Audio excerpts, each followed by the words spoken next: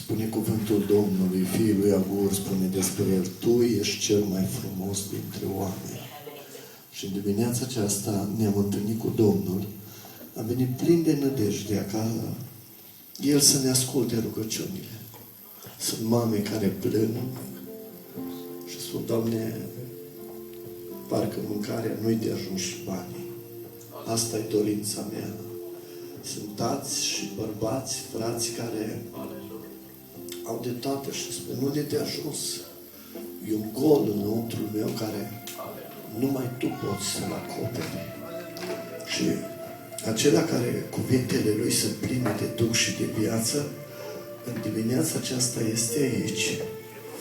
Și mi-aduc aminte de făgăduința lui care a spus-o și iată, eu sunt cu voi în toate zilele, până la sfârșitul veacului. Lăudat să-i fie numele. Amin. Și aș întreba eu, Doamne, și ieri ai fost cu noi? Și ieri. Și azi ești cu noi, și azi e cu noi. Și mâine e cu noi. În fiecare zi împodobească gloria. Și dacă eu, câteodată, sau Tu,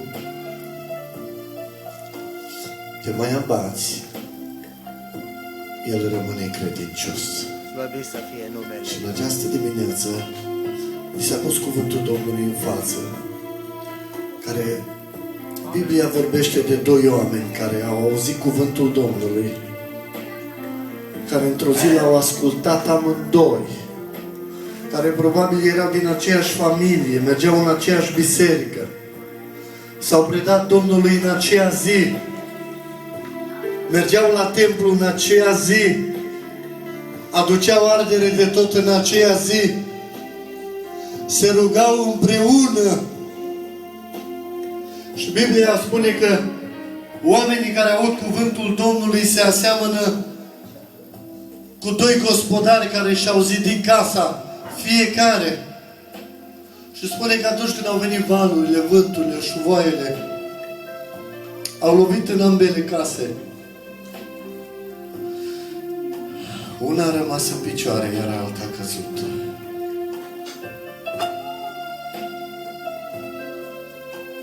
Mă uit la voi toți, mă uit și la mine și pentru că sunt în picioare azi, asta îmi dă nădejde că am zidit pe stâncă împăratul nostru să fie slăvit. Că suntem ai lui Hristos. Că din am fi fost pe stâncă, am fi fost în lume astăzi. Dar am zidit unde trebuie. Și de Domnul ca și credința noastră să rămână în El, în Hristos Domnul. Aleluia, Casa zidită pe stâncă. Ia gândește-te să ai tot ce-ți trebuie. Să fii vorbită și vorbit de bine. Să ai cel mai mare nume din orașul sau satul unde ești. Toți oamenii când te văd pe tine să se dea înapoi. Pentru că nu-i nimeni ca tine. Nu-i nimeni de pocăit ca tine. Nu are nimeni ce ai tu. Ce ai tu, Iov? Am 7500 de animale. Am 10 case, la fiecare copil câte o casă. Am sute de robi. Și mai mult de atât, îl am pe Dumnezeu cu mine. Aleluia! Dumnezeu e Cel ce mă însoțește. Aleluia! Dumnezeu e Cel ce mă învață. Sana! Dumnezeu e Cel ce mă sfătuiește. Și toți când îl vedeau pe Iov, se dădeau înapoi. Când Iov ieșea în piață, toți oamenii tăceau din gură și spunea să-și înceapă Iov predica. Pentru că în el există Dumnezeu. Știi ce spun eu ție azi? Nu te făli că ești în picioare. Aleluia. Dacă stai în picioare, stai că te ține Dumnezeu. Așa este, Doamne. Dacă mergi pe calea pocăinței, mergi pentru că El îți dă putere. Că tu prin puterea ta n-ai fi fost nimic. Nu te făli cu ziua de mâine. Ci astăzi, dacă ești al Domnului, dă-i slavă și mărește-L. Nu știi ce aduce ziua de mâine. Gândiți-vă, bărbatul acesta care într-o zi s-a prietenit cu Dumnezeu. Știți ce spune Dumnezeu despre el? Nu-i nimeni ca robul meu Iov. Auzi? Nu-i nimeni ca robul meu Iov. Ce calități are Iov? Se teme de mine, spunea Dumnezeu. Se abate de la rău și îmi păzește cuvânt. Aleluia. Fii slăvit, Doamne. Fii binecuvântat, Domnul meu. Tu care ai putere. Rămâne plin de nădejde și încredere că Dumnezeu e cu el. Și gândiți-vă, în culmea fericirii și a bucuriei, vede un om de departe alergând. Cade în genunchi înaintea lui cu lacrimi și spune: Stăpâne, au trecut niște oameni și au luat toate oile. Nu termină ăsta de vorbit, că mai vine unul și spune: Stăpâne, au trecut niște străini și ne-au luat toate cămilele care le păsteam și le pășteam. Nu trece mult timp și vine altul și spune: Stăpâne, în aceea zi au trecut niște oameni și ne-au luat toate măgărițele. 7500 de animale într-o zi i-au dispărut la omul acesta. A rămas fără nimic.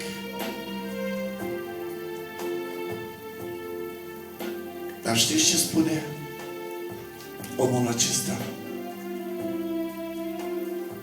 În această dimineață mă învață pe mine și pe tine. Indiferent ce ai pierde, dacă nu l-ai pierdut pe Iisus, n-ai pierdut nimic. Aleluia, Doamne. Întâi ești tare.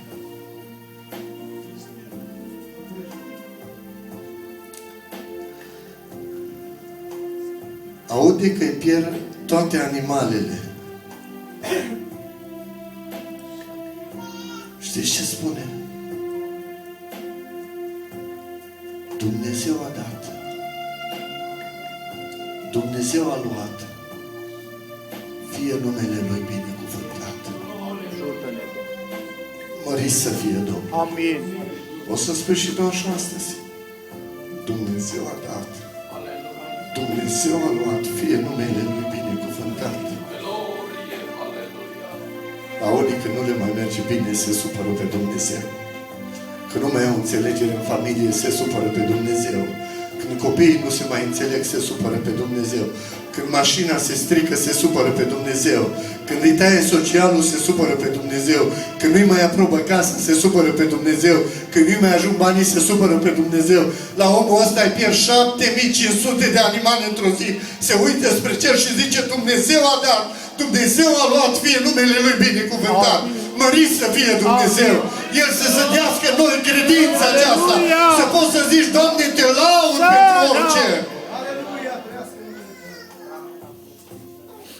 Trece ziua aceea. Spre seară vine o persoană la Iov. Parcă o văd cu țărân în cap, cămașa ruptă și spune: Stăpâne, toți 10 copii ai tăi stăteau în casa celui mare, cel mai mare frate. Mâncau și se veseleau, beau și se bucurau. Deodată, spune el, un vânt a venit de la răsărit, a lovit casa în cele 4 colțuri și a căzut peste cei 10 copii ai tăi, Iov. Și ce s-a întâmplat cu ei? Iov, toți 10 copii sunt morți. Hai să zic 1, mai rămân 9. Hai 2, mai rămân 8. Hai 5, mai rămân 5. Dar toți 10? Ia gândiți-vă. 10 sicrie, unul lângă altul.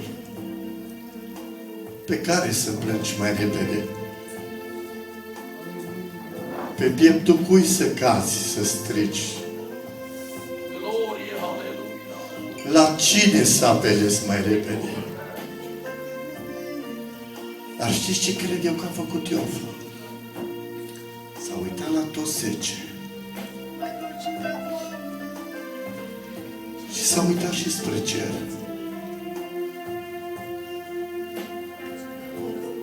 Și a spus: tu ce spui? În situația asta ce pot să fac?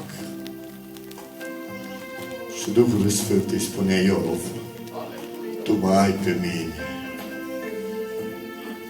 Iov, eu încă sunt cu tine. Câtă credință, câtă nădejde în Dumnezeu, câtă credință în Dumnezeu. Să-ți vezi 10 copii mor, să vezi 7500 de animale că nu le mai ai.